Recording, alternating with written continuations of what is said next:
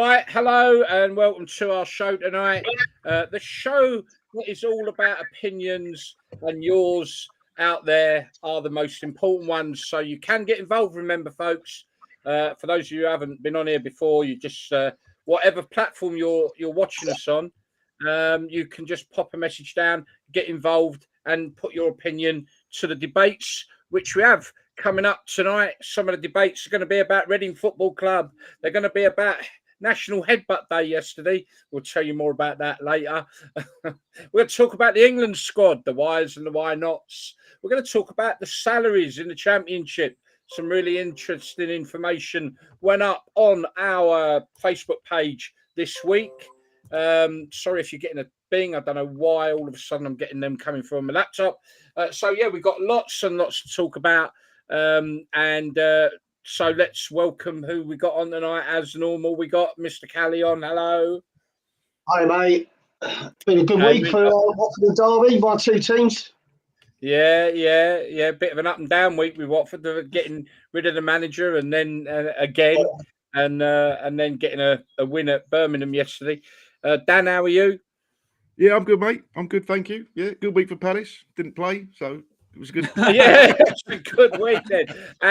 And coming back and welcoming again Darren to the team tonight, who has been so busy every weekend with your vlogs. They're absolutely brilliant. And we are going to touch a little bit on the Rushden game that you was at yesterday. Oh, he's got to score. He's got to score. Look, let's kick off anyway, guys. 4-3. You what, mate? Man United 4-3 up. No. Ooh. Really? 4-3? Right. I'm just trying now to share this onto the... Dan, can you share it onto the page for me? Yes, mate. Yep. And then I'll get it over to Nigel's. Right. Okay. Let's kick off with... Let me have a look. What should we start with? I'll tell you what, let's start with Reading. So, I don't know, guys and girls out there in the world of football, whether you're aware, most people, I guess, are, Reading Football Club, proper in the quagmire. Again, this is down to bad ownership. And again, the lack of regulation in football, in my view. But things are going from bad to worse. And it was announced this week that they are going to sell their ground to Wycombe Wanderers. Yesterday, let me just pop this up. There was a protest down at Adams Park, the home of Wycombe Wanderers. And to be fair, the Wycombe fans are as upset about it as the Reading fans, as they feel they're being part of a asset stripping operation by another rogue owner in football. So let's get the opinions of the panel here. Darren, let's start with you, mate. You've got a bit of knowledge on this. Let me just clear the screen. And so Reading, I mean, what is going... You give us an insight to your understanding of the problem there, mate. Well, I haven't got that much insight, but we know the owner is Di Young, and the Reading fans have had a bit of a problem with for quite a long time because he seems to be asset stripping, and this is another case of that happening. It's the training ground. So he's selling the Reading training ground to Wycombe Wanderers, and that hasn't gone down very well with the Wycombe fans. You know what fans are like? They can be quite tribal, but when it comes to real hearts of the matter, and when a team could actually go to the cleaners, there's a bit of solidarity. They all come together, don't they, the fans? And this is one occasion where the Wycombe fans and Reading fans are in unison. They don't want it to happen. Yeah. Dan, what's your opinion on it? We're getting quite a lot of feedback. I don't know if someone Mike is picking up the thing there. I don't know if you can all have a look. We're getting quite a lot of interference there. I mean, it's disgusting what's happening. I put on the page at the time, maybe Wycombe coming in and buying their ground. All right, it's a cut price, obviously, but maybe it will go to help Reading cover their costs and what they got to do. But I don't believe that for a minute, that the money's Di Young's going to use this money for the club, and that the money should go. If you owe monies to the HMRC, that any deal you do in your company, that money should go straight to pay it off. Any chance of him having to put the money somewhere else? So I don't know the ins and outs of that, but yeah, it's an unfortunate situation that Wickham, if their fans are getting some stick. But there's, like Darren said, there's a few Wickham fans in solidarity there, standing with him outside Adams Park the other night. But it doesn't make any sense selling your training ground when that's a great asset to sell as the club as a whole. If he's meant to be selling the club, but there's meant to be an American group involved in talks with buying the club. But yet again, how true that is, we don't know. So who knows? Just shouldn't have got to this. Shouldn't have got to this. No, it shouldn't. I'll touch on it again in a minute. But Nigel, I mean, again, here we are again, aren't we? Yes. Again, we're talking about football in ruins, aren't we? Here. I can understand the fans. It's like asking Watford to go and train at Luton's ground. I can understand the way the fans think about that. But again, like we said, they're selling the training ground now. They're that desperate for money. What's to say they're not going to sell the club?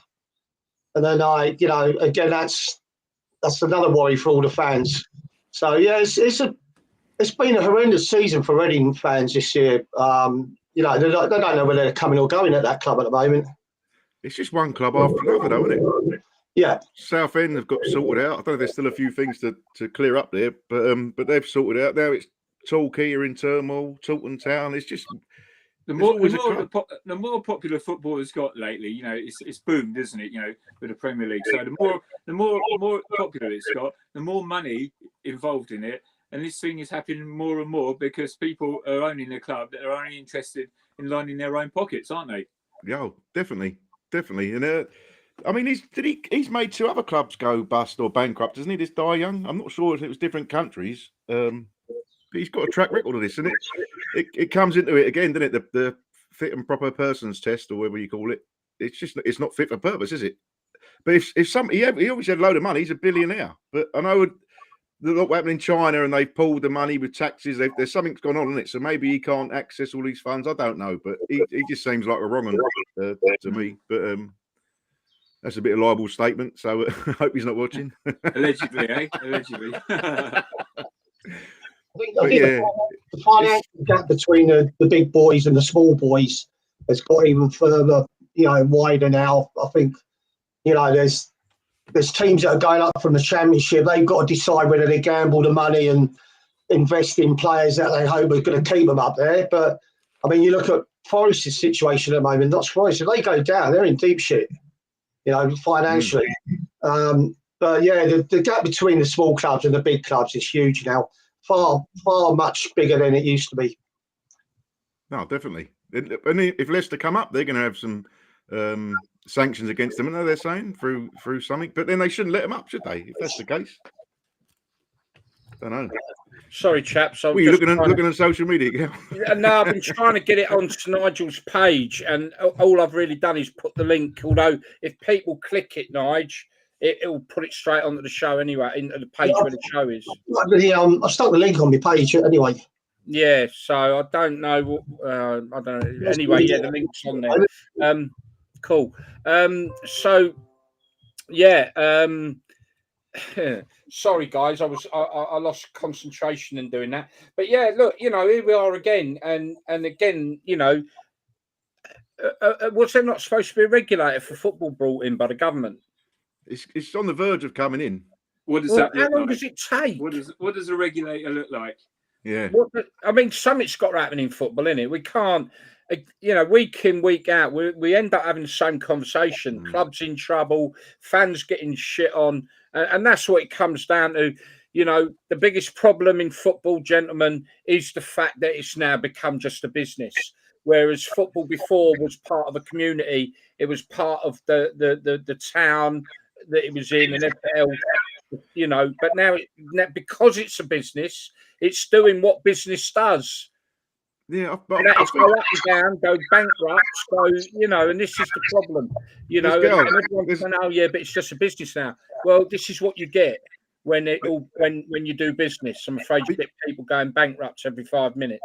But I think you So- do need to I watched the Farnham Town video about Farnham Town. They're spending loads of money. They're doing well in their league. I think they broke the record, or they drew the other night. They unbeaten record they had.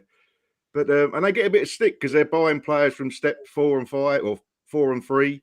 But their chairman went on. He's a young guy with money behind him. It's an affluent town, Farnham. It's a beautiful place. But he said we get stick. But he said we're building our infrastructure with this. We're not just like to come in and make money. He says we're building it. They've got 1,000 crowds, and he says it is a business. He said people who say football isn't a business, he said it is, but it's when a business is going to be run well. Things have to be done right, like a bit of business, don't they? Even your community club, it's still a business in a way, isn't it? You still got to make the accounts meet. Yeah, I know. You go bankrupt and you can lose everything. But I hear what you're saying. But if football runs on exactly the same premise as business does, right, and it hasn't got some sort of protection, then football's fucked. And it is anyway. Oh no, I totally agree with you. It's going to get worse because at the end of the day, business, if everything's run like a business, you take one sector, take transport, which is obviously business I've been involved in at various levels.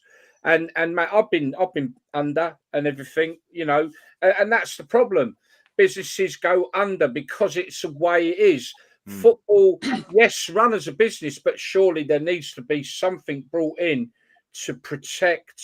Oh, you need legislation that stops. There's something to protect the community element of that product, of that business, because if it is just treated as a pure business, then we're going to see a lot of clubs going under over the next few years. It should be. We've said it before. Sorry, go on, Darren. Go on. No, I was just going to put something a bit controversial out there. Do you think, in part, fans are to blame? Because you know what it's like. Fans, they want more and they want more and they want more. The higher they go, they want success, and that's the most natural thing in the world.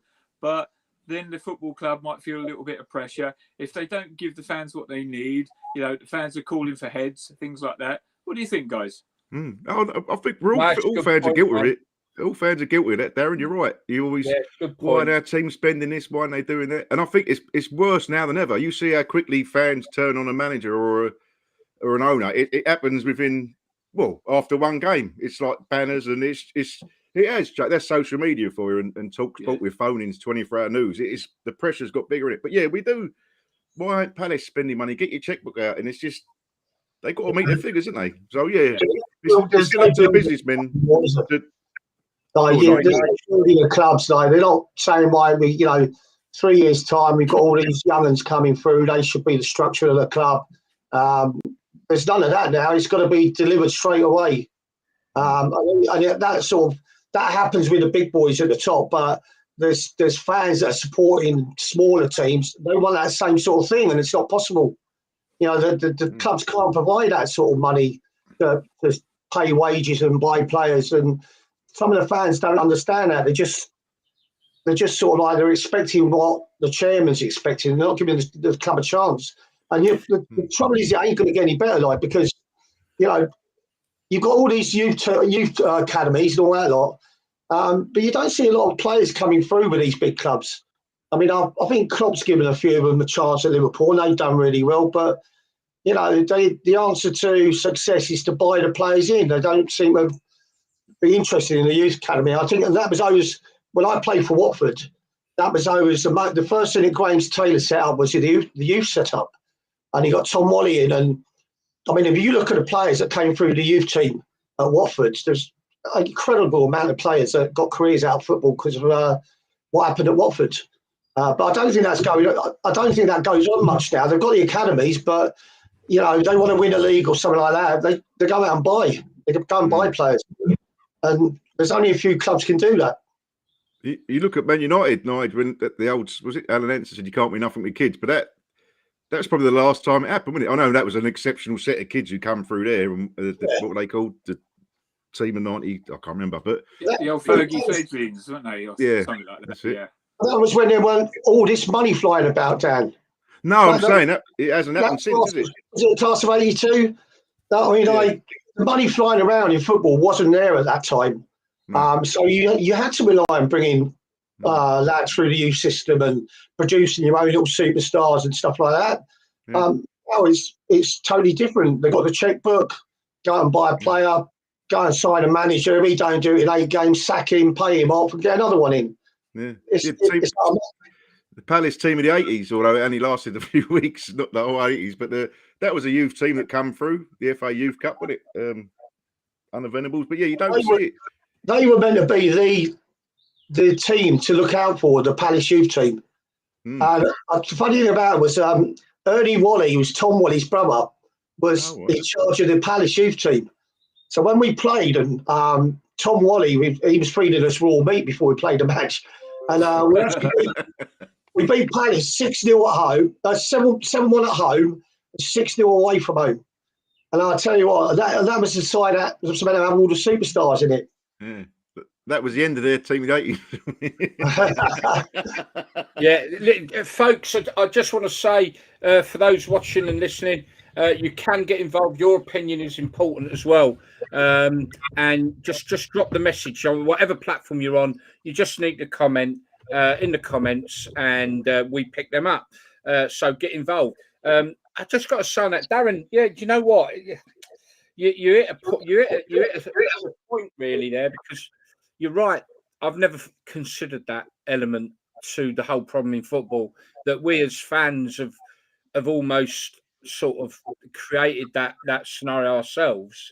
Yeah. In that our need for success, want for success, has forced clubs to maybe be the way they are in some respects. I think there's many avenues of why football is the way it is. I think as well, the demographic of a fan from now back to the 50s and 60s is completely altered as well. You know, I mean, it was the working class man's flat caps and whippet type weekend away from the missus sort of thing. I'm still doing it. You know, I'm going to get shot for that. But you know, the demographic of the fan has massively changed even from the 80s. And I'm not on about the fact that, you know, knuckle dragging fans, you know, that let's forget all that. The whole demographic has very much changed, and yeah, quite right. Now there are a lot of fans. I think Dan was just talking about social media. So obviously Manchester United have just won, and you know, if that game had ended 5 minutes before, you know, social media would be sacked Ten Hag. 5 minutes later, no mention of it. And I think you're right. Social media has got has created so many problems in society, and is creating the problems in football as well. A lot of it is as well. But again, I still come back to the ridiculous player wages. If players were paid sensibly and not crazily, then there would be less financial struggle in the world of football. Live within your means, mate, innit? Yeah. One last thing on that subject then. I'm just going to mention it, actually. To be fair, it made me realise a lot of fans, and I don't mean, and I talk about Norwich City, a lot of fans, I don't mean Norwich fans, I mean fans that, you know, the bloody thing. The fans that other clubs all criticise Norwich for the way they go up and down. Yeah, we get that. But do you know what? I think me and Dan have had this conversation. They are actually a really well-run club. Yeah. Really well run, but even their own fans maybe get a bit pissed off. I think they're getting a bit frustrated, aren't they? They're a financially strong, stable club. Unfortunately, because many other clubs aren't, and spend money in an unwise manner, the Norwich will never succeed fully, you know, and that probably goes for a lot of clubs. They're always going to be a club or a number of clubs in every league, non-league up to the Premier League, that will ridiculously spend money. Also never fail fully either, will they? Sorry? You said they'll never succeed fully, but they'll never fail fully either. No. Yes, and that's the point. Yeah, failure is probably never going to touch them, but then success is going to be very difficult to come by because they're well run, and that spells it out. Okay. Well, that's what I said, guys. I mean, like when a team like Norwich goes up, they've got to make a decision whether they're going to gamble their money and pay for players over their wage bill that they normally have, or they're just going to accept that they're probably going to be in a relegation battle again and they'll be back down. And that's the problem. You know, but fans, you know, back in our day, the fans were hoping we'd get to a Wembley Cup final. They're hoping this, and you know, I think a lot of fans, even at lower level now, they expect it. You know, they think they should be there and they expect to win and they expect this. So again, yeah, it's totally changed now. I mean, I think some of the fans think that money grows on trees with these football clubs, but you know, because of the gap in the wages and the gap in the sort of money that clubs have got available to spend, I think that's all you're going to get with the Norwiches and the West Broms that are coming up. I think Brentford have been an exception. Like, you know, they're still there. Like, everyone thought they'd come down the first year, but yeah. Yeah. Just on that, then, let's just quickly. This is something Dan put up, or not sure it was Dan or Greg. Both of the guys do a fantastic job on our social media. But this is something that went up on our social media in the week, and this is the Championship salaries. I'll just pop it up on the thing there, guys. So the interesting thing there is, if you look at the top six, are all the sides that have come down from the Premiership. If you Norwich in there as well, actually. You know, but there's the from top to bottom. I mean, Plymouth, £2.6 million wage bill compared to 62 million that Leicester spend. So tiny, I'm struggling to read it now.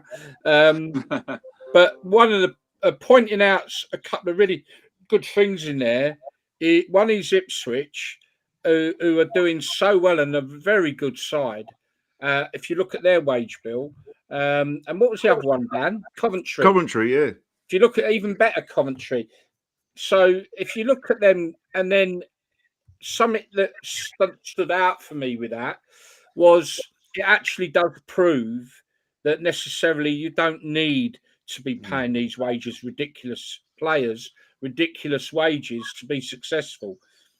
Because Ipswich, Coventry showing there, they're nowhere near the wage bill of them top clubs, and yet they're doing so well. I mean, and we'll touch on the FA Cup quarterfinals quickly. So well done, Coventry, as well, while I'm mentioning them. Brilliant performance. Semis and representing the Championship there. So, Gail, to verify your point, though, someone on the page said about how do you stop this, though? The difference in wages, it can't be done. Like, and I went, maybe you can't, but you can be beat.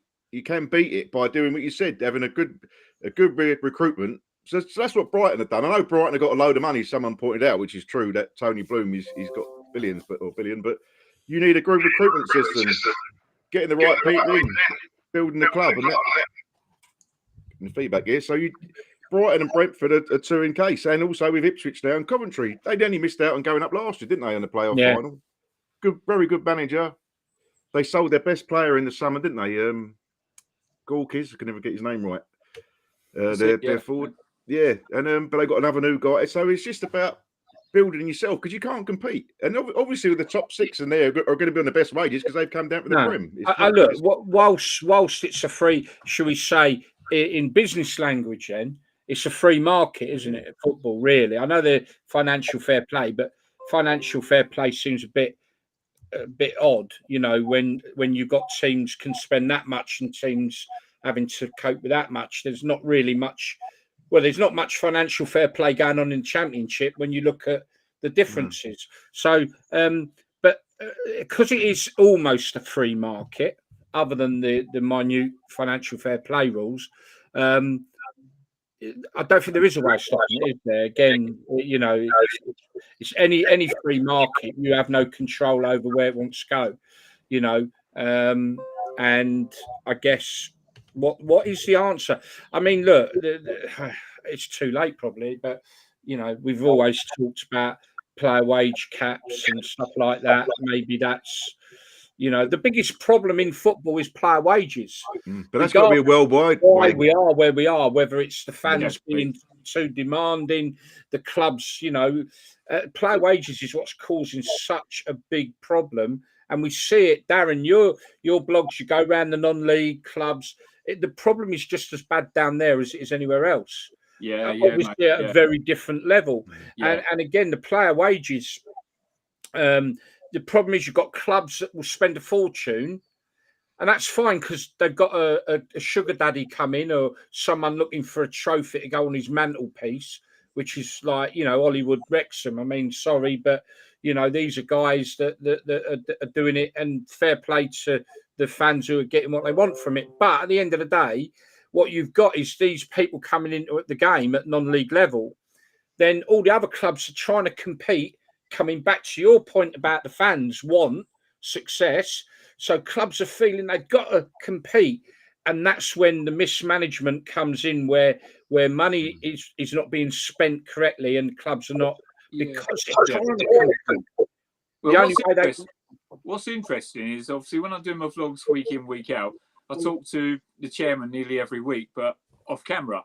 And it's interesting that the fan-owned clubs, the chairman don't have a problem with the wages, but the private chairman, you know, like they're the ones that are always belly aching about the players' salaries. So I kind of think it makes me believe that certainly in the lower levels that fan-run clubs are the best way. They seem to have on an even keel, a better structure. They don't seem to worry about where the next penny's coming from.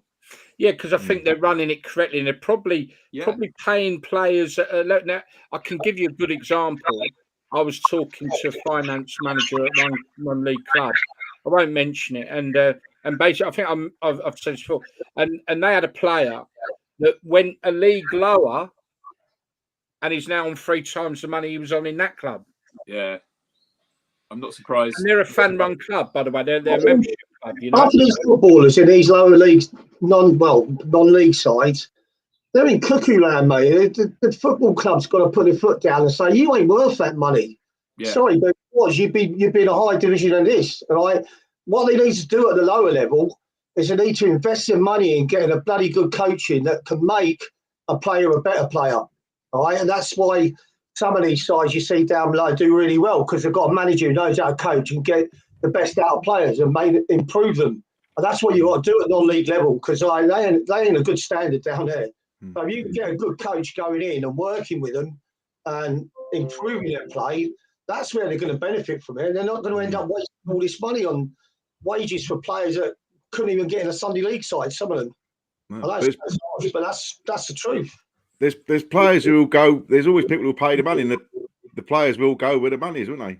But I don't. To have a wage cap, you've got to make it a worldwide one. Otherwise, if we had a wage cap just in this country, everyone would go to. Italy used to be the place to play, didn't it? In the 90s and all that. They'll just go there, or they'll just go somewhere else, or all out to Saudi. We've seen what happened in Saudi, haven't we? I mean, it's got to be a worldwide wage cap. That's quite a mouthful to say. You are absolutely right. I think that ain't gonna happen, is it? In the top leagues, you know, in the top leagues, it definitely has to be worldwide. There's no two ways about it. You can't just be a cap for this country. Otherwise, you're going to get the drain of players going elsewhere and the deterioration of the league and everything else. Although, you know, maybe that give more English players a chance to get in top flight football. Who knows? But you're quite. But non-league level, I would have thought that there's some potential for that. Yeah, because you wouldn't need a World Cup to worry about our non-league level, because our non-league level really is the new stomping ground for homegrown players, because it certainly isn't the top 2 leagues, because top 2 leagues, the majority of players in pretty much every club other than a few are brought in from abroad because of this instant success problem that we seem to be having now. And but I think non-league, possibility you could do something like that, you know, possible. Just put the draw up for the FA Cup. Coventry City versus Man United and Man City versus Chelsea. So it could be a Manchester final again. Yeah. But getting back to getting players from abroad, when I played football over in South Africa, I was playing for Cape Town Spurs, not Cape Town Spurs, Cape Town Hellenic. And we had some pretty good players, like little black players in the youth team. And some of them were knocking on the door. And I was saying to the trainer, I said, he's a good player. He'd be in the first team soon. He went, no, he says, all these boys here, they'll be going to Belgium.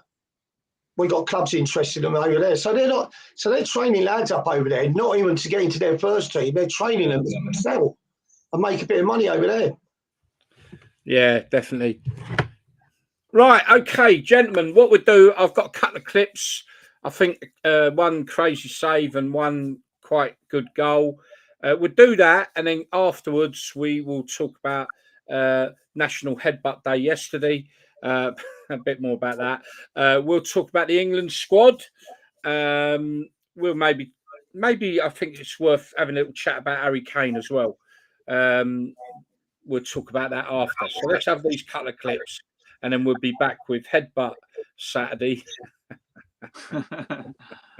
Oh dear, that is right. Anyway, here we go. Right, so this is a non-league goal. I think Dan, these are what you've put up on the thing. So is this a Sunday league game or?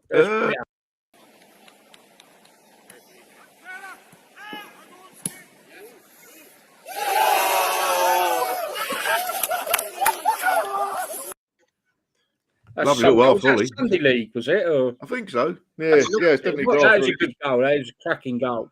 Right, okay. Now this is rather peculiar. Well, I wouldn't know if it's a save or not, but let's have a watch.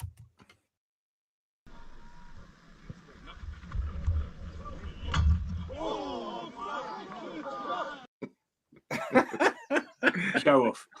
Yeah, that's a guy who's got his own. He's called Luke. I can't think. It's on our page. I've tagged him in it. He's got his own Facebook group, but he's the goalkeeper. So I think he's always got his camera in the back.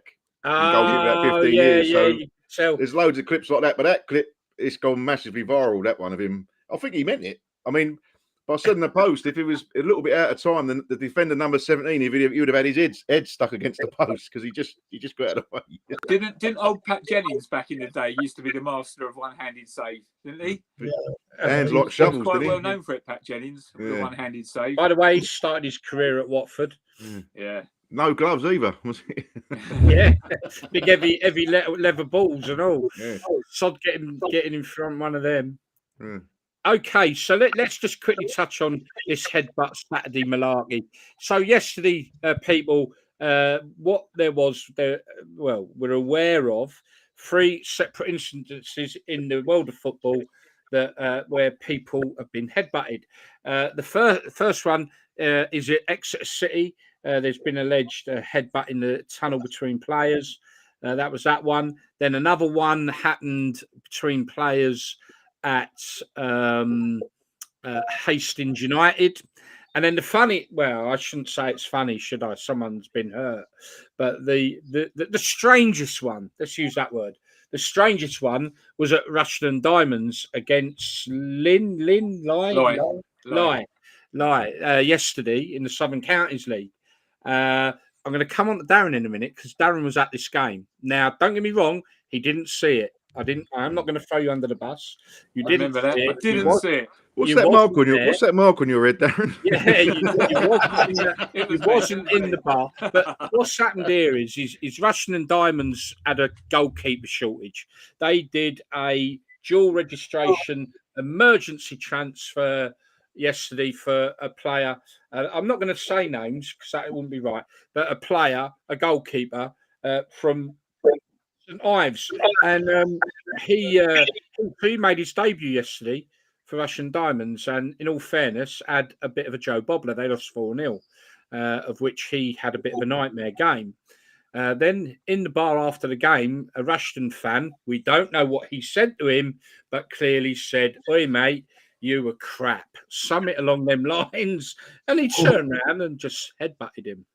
He's now systematically then lost his contract, played his debut, and now no longer plays for Rushden and Diamonds. And there is a Rushden and Diamonds fan with a very sore nose. Darren, you were at the game doing your vlog yesterday. By the way, great vlog. Guys, you must catch that. Dan, when will that be on the website? It's on. What a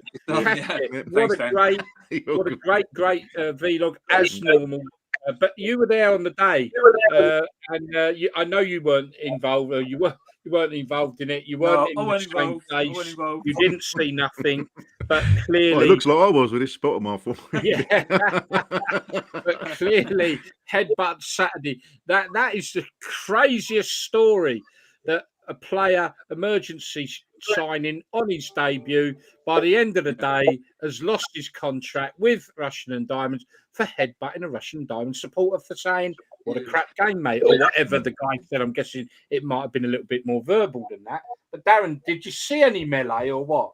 No, I can only talk about my experience. Okay, so Yeah.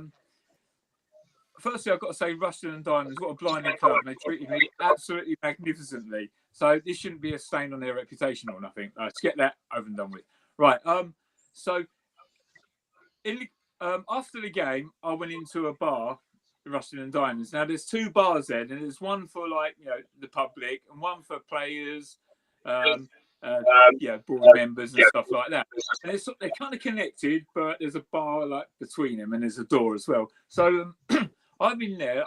I'm gassing to all and sundry. I'm talking to the chairman 1 minute, and then I happen to be talking to the Rushden and Diamonds captain and his mum, lovely guy called Ryan. So we're chatting away, talking about the game and how well it didn't go for the home side. Suddenly, a guy comes into the boardroom and says, to cut a long story short, our stupid nutty bastard of a goalkeeper has just nutted one of our fans. And I'm like, there was bemusement everywhere. Ryan didn't take it in because he thought it was an incident in the match. And I was like, no, Ryan, they're talking about in the bar over there just now.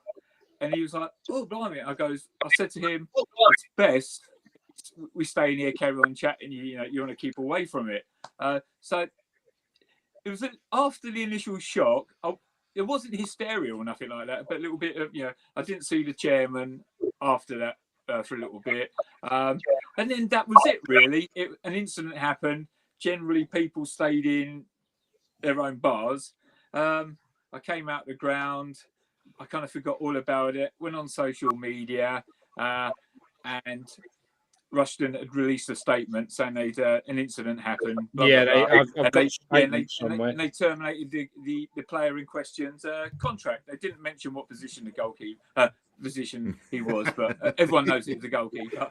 And so despite them not talking about, mentioning their statement, it was a headbutt.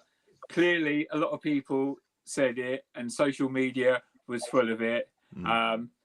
And like I said, I didn't see anything, but the guy that came in to announce what had happened in the players bar, basically, he alluded that it was the headbutt onto the nut. Yeah. I mean, it must have been a full moon yesterday because there's another clip gone up on our social media, folks, up in Scotland, where the player starts offering out you're obviously getting a bit of a stick. I think it was Clyde, wasn't it? They won 2-1, but the weight of Bonnie Rig Rose. But the Bonnie Rig Rose fan. Yeah, was giving him a lot of stick, and he's offering him out. The player was offering the fan out, wasn't he? And then he fucking spat at him. Sorry, he spat at him. The fan spat at the player, and the player spat back. Yeah. There must have been a full moon yesterday. What is it about a barrier that makes fans really, really brave? Just an advertising board. They feel like they can say what they want. I'm not defending the goalkeeper in this because, violence ain't the answer. But, we were talking off camera about the fact about being provoked and stuff like that. You've got to be made of some tough stuff to walk away and turn the other cheek, haven't you? No, you actually don't know what was said. Nigel, did you ever come across anything of that nature? People being headbutted? Yeah, I mean, I can understand. We spoke about this before. Like, you pay your money to have an opinion on a game, but especially at a lower level like that, the players are mixing with the fans in the bar afterwards. But there is a level where you can say, I thought you had a bit of a nightmare today, mate. But he might have got personal. I played for a Sunday League side after I gave up football. And we went into this National Cup and we ended up playing up near Villa, of all places.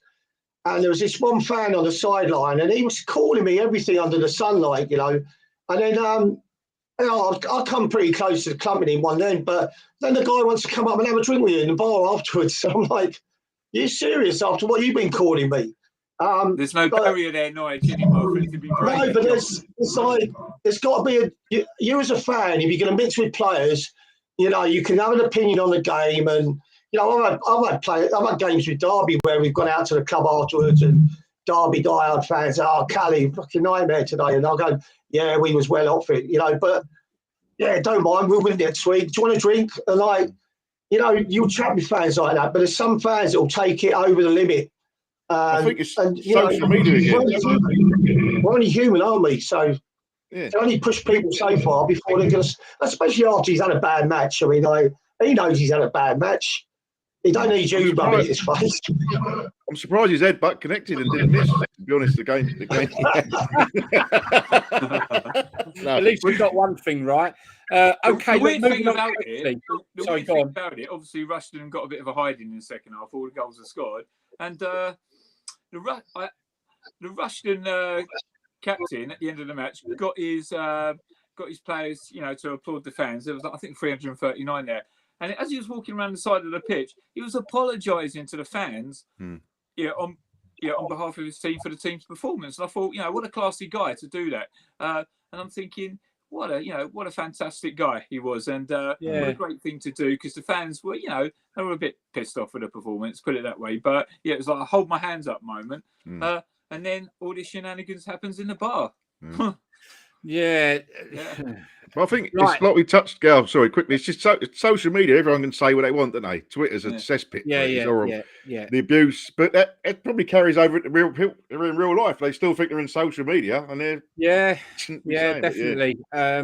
Okay, look, I want to finish the show on the England thing. So before that, a couple of things. Just want to talk about Harry Kane quickly, because do you know, everyone went mad about Haaland being, oh my God, he's a goal machine, he's a monster, he's a robot, he's the best ever player, he's come over here. And Harry Kane, he's gone over there and absolutely smashed it, isn't he?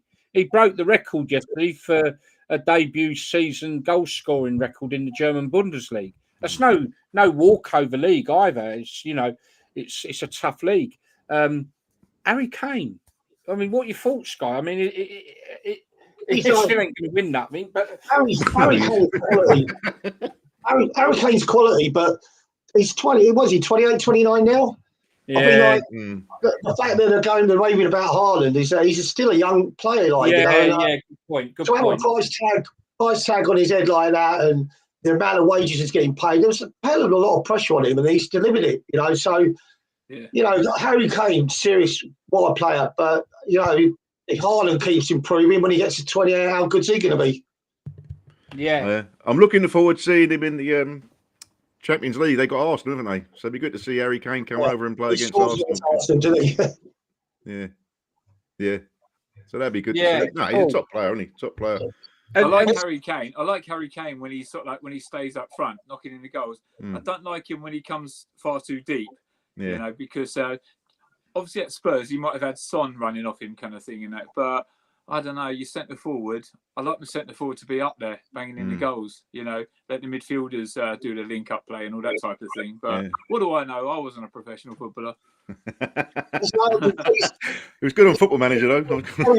Yeah, but Darren, we played at Luton a couple of times, didn't we? Yeah, and Fulham. Yeah, Fulham. Fulham. Yeah, do you remember that? I do. Yeah, still having nightmares over it. Played a lot of football, me and you together, didn't we? Yeah. Back in my slimmer days. Way back when. Way back when. You got a good memory, ain't you?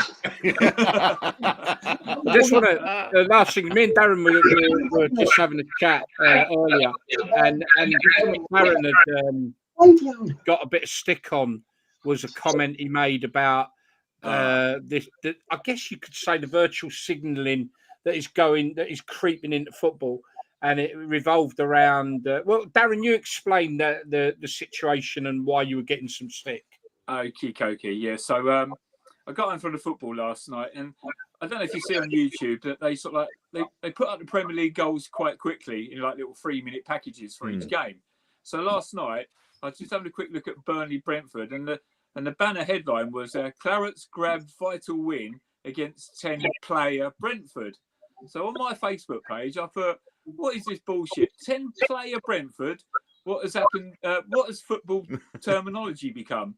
So, that invited a few comments on my personal page, a few lectures and that. But I stand by what I say. And then forward on to today, it's going to happen again because I'm watching the Manchester United Liverpool game just at the start of extra time, and Lee Dixon, co-commentary, he was wondering who to give the best player to. So he started by saying, "Oh no, I think I'm going to give the man of the match to the bloke who scores the winner.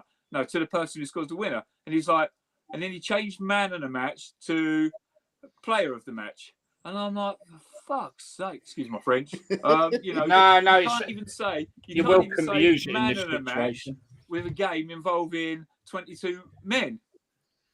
It's it's ridiculous. I think the only issue it becomes an issue is when you're watching women's football and they say man of the match and they get it wrong, but they'll say woman of the match. It's just say my just man of the match, woman of the football, match. Yeah. And she'll say to her teammate, man on. It's just a terminology. That is it. She's not insinuating that the player closing her down is a bit butch and is a bloke. It's just a terminology. That's it. People get their knickers with pants in a twist. Ridiculous. Yeah. Sorry. It could be a bloke. Yeah. It's ridiculous nowadays. Yeah. No, it is. It's like you say, I think as well, when you think about it now, right?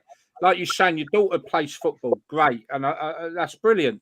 And she uses that term man on. Now think about it, right? You need to be quick in what you're saying to that person, right? Now, woman on takes a bit longer to say. Now, I know this sounds ridiculous, but you just man on, woman on, or player on.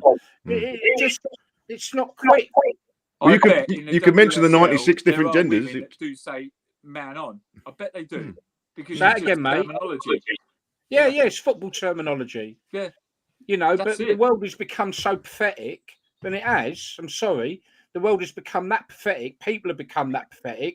But because a woman says, "Oh, man on," because that's just terminology. Oh no, that's sexist. It's all bollocks. Yeah. I'm staying out of it now. Sorry, Gaz. I've wound you up as well as winding myself up. I'll get angry, mate. It's all bullshit.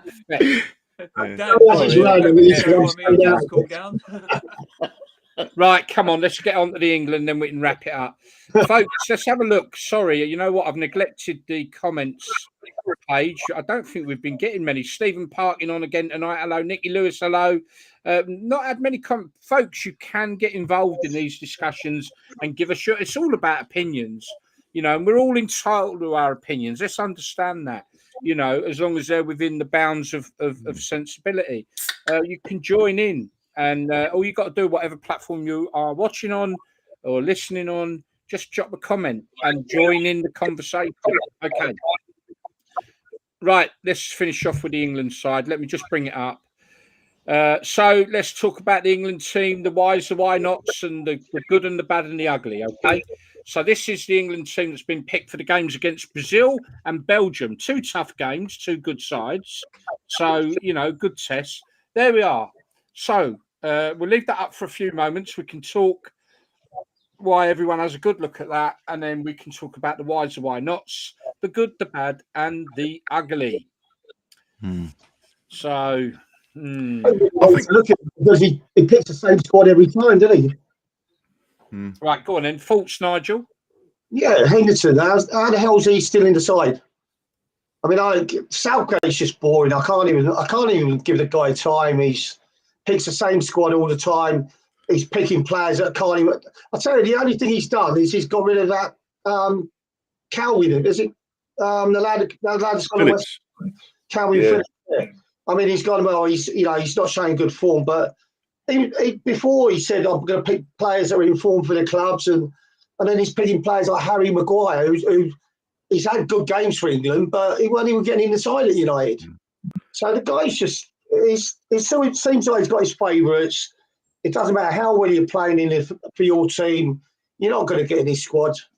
Rashford's the one for me in that squad as well. I don't know if he scored. Did he score? I know he missed a sitter right at the end of normal time today. I don't know if he got the winner, but I mean, how could he pick in Henderson? He's gone over there to Saudi or whatever. He's hardly played over there. He's gone to Ajax now. Let's face it, not a great standard of football, is it? No, and I wouldn't say playing for Ajax is a great standard of football. No. I mean, they used to be giants, but they're not anymore, are they? I mean, I just can't understand why he's not bringing some younger players into the side, that can do the job that Henderson's doing. I play devil's advocate, Nigel, for you, and I don't believe in what I'm going to say here, but how important it is, because he says Henderson is brilliant to have around the squad. He's got the old head. He's how important is that in a team to have someone like that? It ain't going to win your games on the pitch, though, is it? No, exactly. That's exactly my thoughts. Yeah, it's not. There's got to be other good players. Yeah, I'm a shit devil's advocate. Have you come, Nigel? Yeah, no, Nigel. With your experience, obviously, you played England B. You probably should have played full England cap. You played England under 21s in a successful side. Did you have players that were important because they're good around the changing room, or did you just have players that win games? I think every club's got a character in a team or the squad that's cracks the jokes. Dennis Booth and Steve Harrison were the two at Watford, but you when you go out and play on the pitch, you learn from players. Obviously the older players give you a bit of support, but when you get into England, you're in the England side. Come on, you're meant to be one of the best players in the country, so you should need to be getting advice from other people. Yeah, that's a good point, isn't it? Yeah. You might as well take Peter Kay or Bradley Walsh in the squad if you want someone to get the morale, the team spirit going and the morale, wouldn't you? Darren, what are your thoughts, mate? Well, I never get excited about England anyway, especially a friendly. They're usually boring. But I'm of the view of the what Dan brought up, because we talk about quite a lot when watching football nowadays. We're talking about lack of leaders and things like that. You need good men, you need good leaders, which leads me to believe that's why Henderson is in the Southgate squad, because I look at the squad generally, and there ain't too many leaders in there. So maybe that's why he's picked them in there. Now, I'll take Nigel's point of view about the fact that the 11 that go on the pitch should be the best starting 11, but you've also got to bring in that leadership quality as well, haven't you? And there's no doubt that Henderson is a leader. And that's experience. The only reason he's not the first choice from Southgate in the team. Yeah. He's not the first choice. So how can he be a leader when he's not first choice? Maybe amongst the lads, and like you say, in the changing room. I don't necessarily, and devil's advocate, I don't necessarily believe it, but maybe I don't agree with it. Not at England level. Yeah, you should have 11 leaders out on the park. Yeah, because they're the best players that we've got. So they should all be leaders. I don't believe in at football clubs. Yeah, you need their character. You're talking about the elite players of England, aren't you? Yeah. So I just don't agree with it. Else, mate, that's what they are. If he's still playing for Liverpool or Man United or Man City, one of the big clubs, if he's still playing regularly, first team all the time, then I wouldn't have a problem with that. But he's not. So I can't see at this stage of his career how he's going to improve that team anymore. Yeah. And it's stopping another player coming in and gaining that experience to move on. I think Bellingham's got that leadership quality, isn't he? And the friendlies that we're playing, why don't you give a younger player a chance? You don't need that older head in for a friendly game. Maybe in a World Cup, but friendly. Yeah. That's where you try out your talent and see whether they're good enough and whether they can cut it at that level. Actually, do you know what? You're making a solid point there, Nigel. I think that in respect to, all right, they're playing two good sides, but this is a time where you should be experimenting with players who are in cracking form for their club. You shouldn't need Henderson in the friendlies. No. If Rashford ain't playing well at Man United, he shouldn't be in the squad. Bring the guys through that are really showing some quality currently in the Premier League. Get them in the friendlies. Let's have a look at them. And that's how it always was, wasn't it? If you remember back in the day, on friendlies, you would have a mix and match of a side. Like you say. Do you think, though, that we give away caps too easily? Oh, massively. I do. So do you think what, sorry? I'm in the opinion that we give away caps too easily. So just because you have 5 or 6 good games, I don't necessarily think that I might be old school in my thinking, but I don't necessarily think 5 or 6 good games should then put you in the England squad. You need to do it a bit over a longer period of time. Just my opinion. No, but are there not players out there currently who are having cracking season? Yeah. Should get a look. That's where I'm coming. You're quite right about not willy-nilly. Yeah. But if you've got guys who are week in, week out this season, which is nearly 3/4 of the way through now, if not more. Yeah, a bit more than that now, isn't it? He's bought Braithwaite. He's bought some players in. You think, oh, that's a good. I'm glad he's bought him in from. God, bloody, who plays for Everton. But I always believe that England should put out their best team. You get Brazil or France, they generally play their best 11 in an international friendly or what. Do that, and then just put in a couple of players, try them out. Because the Euros is only 4 months away. I don't know how many games you've got left. You want to start playing your best team in every game, I believe, and just try a few others here and there who fit into that. Does he know what his best team is, though? I would say probably 9 out of 11 players. Probably that. Is it the left side he might be worried about, and it's just the formation with Bellingham and Foden. He's got to get Foden in the team and Bellingham and Rice. Is it not crazy though, bearing in mind that he's been in charge now for quite a while? The team he's got, in all fairness, we're saying here that it seems fairly stable. It's the same players, like we say. He's got his favourites and all that. Is it still not crazy that actually? Is he in a position to play the perfect team? I don't think he is. Still, is that not mad? Because you see it in France, you've seen it in the past in Germany. That we gifting and butting towards the last couple of months away. What, 2-3 months away now from the Euros? We've got a squad of players there that are capable of winning the World Cup and winning the Euros. I just think we've got the wrong manager. I think if you had someone like Guardiola, even Klopp, I think he'd get the best out of players. I don't think Southgate's getting the best out of the players that we got. He's a championship manager. He's not a top class manager. You look at the pace that Man City play at and Liverpool play at, and then they go to England and they slow the pace right down with Southgate. I mean, it must be like playing in slow motion sometimes for players like Foden. Yeah, I agree, Nigel. It is. Yeah, we don't play to us. The Premier League. I know it's all different nationalities, but it's all about fast pace, isn't it? It's always puzzled me with international football. Why don't we play to our strength, which is the eye press, just attacking football, isn't it? It's just Aaron Maguire slows it down at the back. It's frustrates you. Well, I'm sure we'll be able to discuss the games themselves at the next show. Maybe Darren, you'd like to come on with that, being that we've started talking about it, and then we'll have a lot more to talk about England after that, maybe. But Darren, didn't mean you taking an England-Brazil game at the old Wembley one year? I certainly remember us taking in an England-Norway friendly just before USA 94. We hadn't qualified. They had. I think we did Brazil as well, didn't we?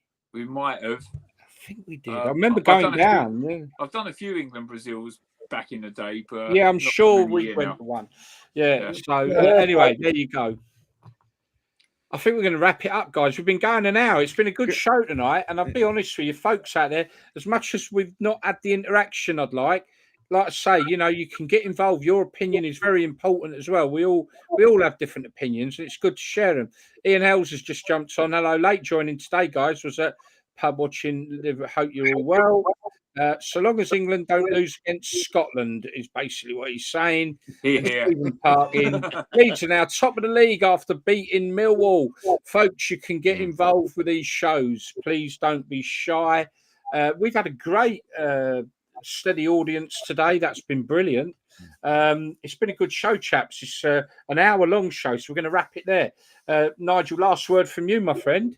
Yeah, just to any Irish people out there, happy St. Patrick's Day. Oh yeah. And I'll be doing my St. Patrick's Day stream tonight on Mixcloud. So and they catch you, just go onto his profile and you'll be able to get onto his Mixcloud. It is good. It is very good. Sponsored by Guinness tonight, Nigel, is it? Or is it? Last word from you. Yeah, it's non-league day. I think Darren mentioned in his brilliant vlog, but it's non-league day next Saturday, and I'm going off to Tooting and Mitcham against. I can't even know who they're playing now, but I've got an engagement later on that night, but we're going to go there first and spend the day. So I'm looking forward to that. Great, Darren. Where are you off to next week? A couple of possibilities.